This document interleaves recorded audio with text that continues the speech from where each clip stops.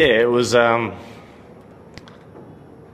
bit strange thinking we got ourselves into a state. I suppose with me and Das, where we felt like the run chase was under control, but I suppose being an extremely low wicket and tough work and one or two wickets, one or two mishaps can change the game pretty quickly, and we saw that. And it was, I suppose, the emotion of going, I can't believe we've almost stuffed this up, and then obviously the AB medalist comes out and does his thing, and it's pretty exciting at the end.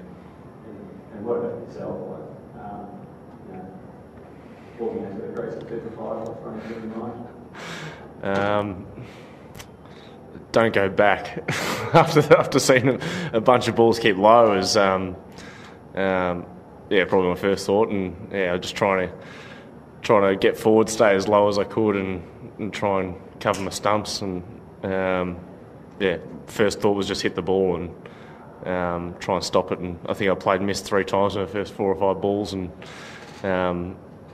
it took a bit of getting used to. But once you sort of got yourself in, and I think Boomer and Krunal Pandya were 2 toughest probably guys to face on that wicket.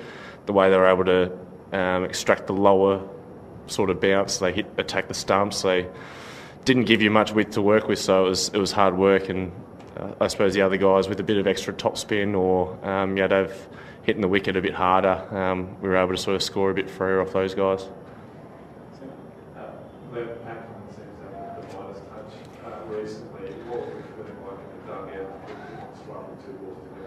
I did mention it to Finchy. I said, if anyone could go out there, face their first ball in the last over and get us 14, it's probably Pat Cummins. He can do anything, and he does it. He does it quite regularly. I think remembering UAE a few years ago, I think he came out and hit his first ball for 6, and then we only needed 1 to win, and he hit it straight up in the air. And he got the job done tonight. But that was, for him to keep a cool head, hit a gap on the offside, and against a guy who hit 3 out of 6 Yorkers, is just real good batting. And Jai Richardson as well at the end. That was really good from a young player to do that, and I'm sure he would have loved the opportunity to bat with Pat as well at the end. And you'd see their little cuddle at the end. It was beautiful. What about Pat as well? 3 wickets, is that he's struggled with vertigo?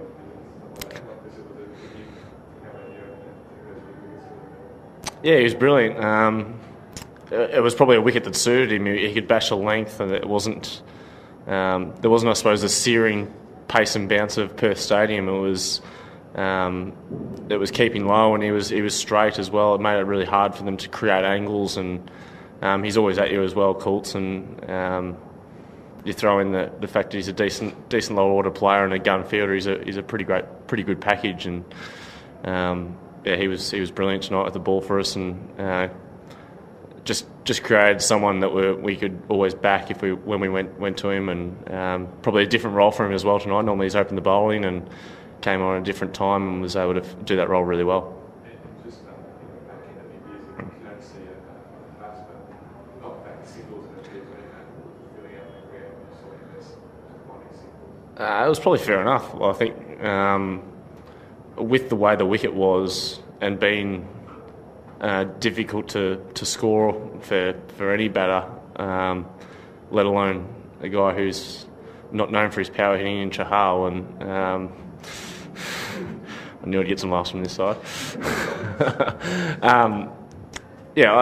MS is obviously a world-class finisher, and even he was finding it hard to hit the middle of the bat, so I think it was right of him to try and farm the strike, and he hit a 6 in the last over, and I think that's a sign that he only hit 1 6, and I think they only got 7 runs off the over, which shows how difficult it is, because if you hold an MS to 1 boundary in the last few overs, it's a pretty good effort, and also a sign of the conditions, I reckon, as well.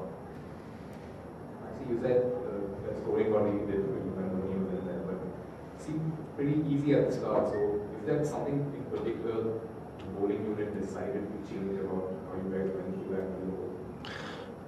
I think it was probably more just not giving any width. I think as soon as you give width to any team, they can hurt you. And once we went straight and once the power play was done, just the opposition, I suppose India having to create the width, and we saw Virat come down the wicket trying to create something off Zampa, who's known for his accuracy, known for hitting the stumps a lot, and we created them India taking a risk instead of us trying something. So I think it was just about us being patient for a little bit longer, I suppose, with the ball, and even KL Rahul's dismissal. I think that was a really good sign. We'd probed away as well. He hadn't really got away to an extent where he'd taken the game away from us, and then he tries to go over the mid-off that was inside the circle, and we're able to create that wicket. And I suppose India wouldn't have known what was a past score on that wicket, and we certainly didn't know either. And only once that we'd batted on it, we realised how difficult it was.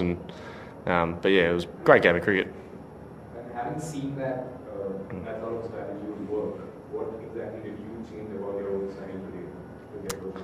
I suppose after the first ball I faced, I realised I had to probably be a little bit lower, and especially from batting in Australia, this whole Big Bash, it's probably been the opposite. I've been trying to be taller and stand tall at the crease and be still, and probably wasn't that type of pitch today. And I found the over off Umesh Yadav got me going. I was able to sort of stand reasonably still until he was about to let go of the ball and clear my arms. It wasn't that sort of wicket where I could stand still and hit him off a length. It was just creating a swinging arc that I could be confident in, that I could just clear the infield and give our innings a little kickstart.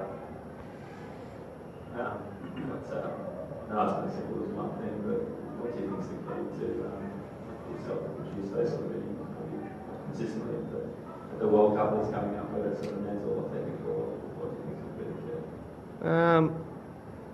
I suppose it'll just come down to opportunity. I suppose if I have no idea if I'm going to be in that World Cup squad and what number I'm going to bat. So I suppose it just comes down to opportunity, and if I can keep, I suppose, making the most of opportunities like tonight, and it would have been nice to finish it off, but I chose that Chahar was my time to go tonight, and I still back that as the right decision. Found Krunal and Bumrah were very hard to get away, and we decided that the two leggies were our two best options to score off. So if I can turn those sorts of innings into not out 75-ish and be able to be consistent that way, I think I can probably go a long way to penciling my name in for the World Cup squad and hopefully continue to do that job for the rest of this year. That one day series is coming up, and you chatted with Justin about whether you want much training there, and sort of expecting to sort of be further down the way. I haven't chatted to him about that, no. Last question. I guess time will tell what kind of impact you think this win will have on the team, just for the rest of this tour, being so close, coming against what's not what goes with it. Yeah, I suppose I said to Jale and Gav Dobie before, it's a lot of the times when you come over here and or when you're going away overseas trips and you get into these close games, you lose them so often. Like the home crowd can get behind the home team and you can lose them, and it can just put your momentum in a different way, and the days that you're stuck in your hotel become a bit longer than they normally are. But to win a game, I suppose, like this, where by the way that we probably got ourselves into trouble by the last over, we probably should have lost, and if it wasn't for Pat Cummins and Jai Richardson pulling something out of the hat, it was it was outstanding. But it can just bring a group together, and it's been a hard 8 or 9 months of limited overs cricket for us, and to have a result like this in our first game on tour is great for our confidence and something that we can hopefully ride and gain a bit of momentum, because winning momentum's great, but losing momentum, as we've found out over the last 8 months, is pretty hard to turn around. So hopefully we can start off our World Cup preparations on a good foot.